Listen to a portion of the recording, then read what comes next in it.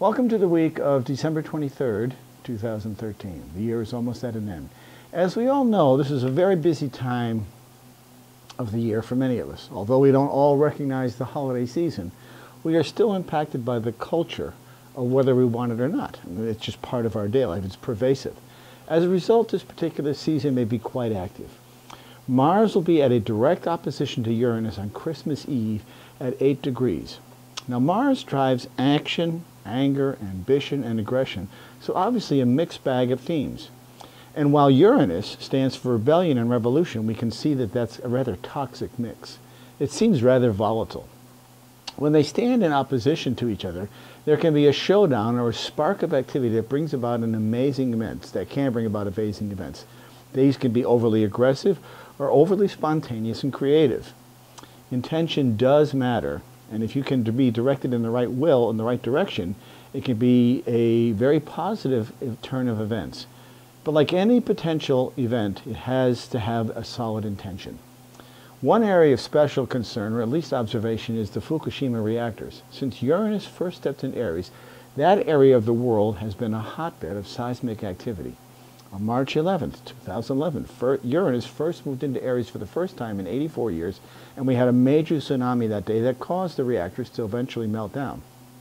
Now, with Mars triggering the activity, we may want to see what happens here with this, because we are in the process of dismantling them.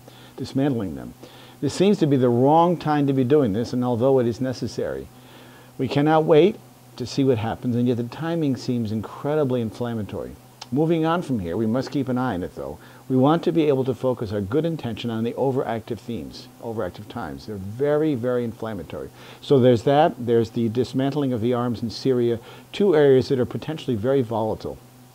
All of this can be positive, and positive get there, and be there positive, but it's a very inflammatory, possibly triggering kind of time. As you know, astrology is all about the accuracy of the details. You know, the birth date, the birthplace, the birth time. You know, when you know where this piece of the pie is in your chart, where Mars and Uranus fall in your chart, you'll realize what's going on in your life. Which part of your life is it happening in? The experience of astrology is that it's true. It comes from accuracy. When you know the exact details of your chart, you get the instructions for your own particular journey. These are like your operating instructions. So it's important that you understand that.